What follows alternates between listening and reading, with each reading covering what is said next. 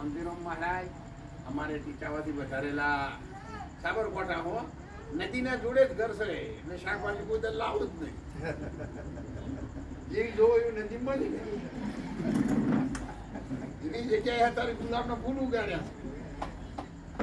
તાજા દાખલા આ રહ્યા મહારાજ કિશોર મહારાજ કહેતા હતા ને દાખલા એ કાઢ્યું.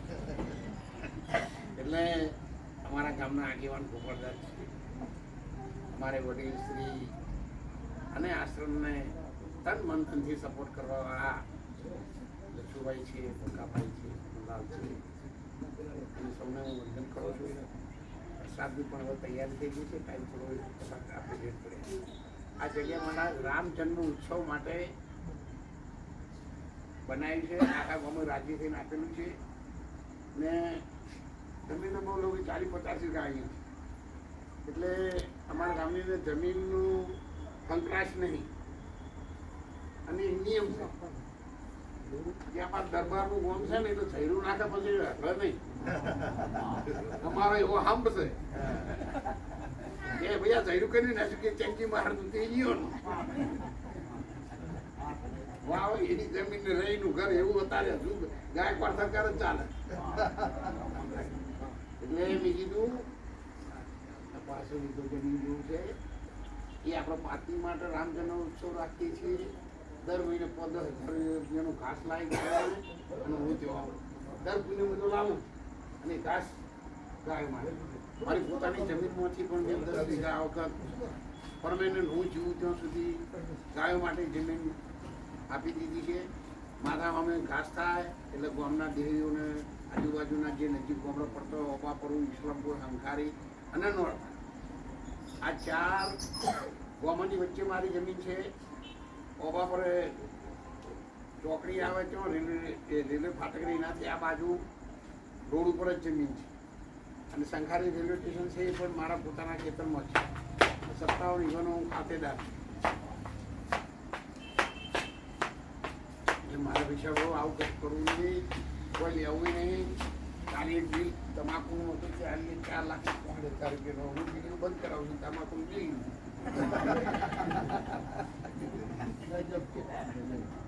મહારાજા તમાકુનું મોટું સેન્ટર બનાવ્યું ને ઊંધા લઈ જવી પડતી હતી. એની જગ્યાએ રાખ્યું ગોપાલમાં તમે રાખ્યું શું ગમ કહેવાય? હા, ડીગડી. એના સ્નેહલ પટેલ કે મહારાજ તમારા પાસે જ ઉદઘાટન કરાવ્યું એટલે આખી જિંદગી બચાવ મજૂરી કરી તો એ ઉદઘાટન મારા પાસે કરાવ્યું એટલે પત્રકારોએ મને પૂછ્યું કે મહારાજ તને બચાવો તમે મજૂરી કરીએ શું? અને આવડું મોટો માર્કેટનું ઉદઘાટન તમે આ તમારે નાના પડી દો. આ તો કે ખાલી તમે કીએ છો ભેગો નહીં આવવાનું. હા, એટલે લોકોએ મારા માટે ખૂબ ભાવ અને પ્રેમથી, સેવા સાથ સહકારથી, તન મન ધનથી મને મદદ કરી. આપ સૌને સાહેબ કોઈને તનથી કરી, કોઈને મનથી કરી, કોઈને ધનથી કરી, પણ મારી 70 વર્ષ 77 વર્ષની ઉંમરમાં આજ સુધી મને કોઈ જગ્યાએ મારા મનમાં ઓછું આવે એવું આ હાજર મહાપુરુષો છે એમાંથી કોઈને ક્યારે એવું ડગલું બધું નહીં કે આપણે તાળીથી બતાવી લઈએ. મારી છેલ્લી ઉંમરમાં મારા માટે ખૂબ પ્રેમ રાખજો, મા બાપ જેટલો પ્રેમ રાખજો. હું આપની સાથે છું, જરૂર જણાય તો મહારાજ મને યાદ કરશો. ભગવાને ખૂબ મારા ઉપર 4 હાથ નપાય. ખૂબ સેવાની જરૂર પડે તો પટેલ સાહેબ છે, ઝાલા સાહેબ છે, વિશુભાઈ છે, આપણે દયાગીરીજી મહારાજ છે, સંદેશો મોકલો એટલે જે મદદની જરૂર પડે. મેં મહારાજ રણુજા આશ્રમ બનાવ્યો 1 કરોડ 75 લાખ રૂપિયાનો ખર્ચો કર્યો તો હજુ તળિયામાં જ છે. આ કર્યું ને એવું એસી રૂમમાં આવા બનાવ્યા આપણે સાધન વાંચવા માટે. અને એના ધનગીરી મહારાજ ને એ બધા આવી ગયા કેટલાય. પછી પરબવાળા આવ્યા તમારા આત્માઓ બધાને ખબર પડી કે ગુજરાતની ધર્મશાળા અહીંયા બની છે. એટલે આપ સૌને પણ વિનંતી કરું છું એકી સાથે તો વજન ના ખમી શકું પણ વારા પરથી આવતો સેવા કરી રોટલારી કરી બાકી એટલે લેબરો કાંઈ છે ને એટલે પણ સેવા સરસ કરીશ. હાલ વિશ્વ ભારતીબેન ત્યાં છે કોઈ મહારાજનો સત્સંગ ચાલુ હતો, ત્યાંના ત્યાં આરતી ચાલુ હતી, બધાને વિશ્વ ભારતીજી પૂજ્ય બાપુને દર્શન કર્યા, ભજનને વંદન કર્યા અને એના મનમાં એકાલ ઘેર આવવાની હતી માતા કે તમે જલ્દી સારી રીતે ઘેર આવો. પણ આ તમે જોયા ને એટલે એના વિચારો બધા બેસી ગયા કે મહારાજ થશે એવું એના મનમાં સાબિત થયું.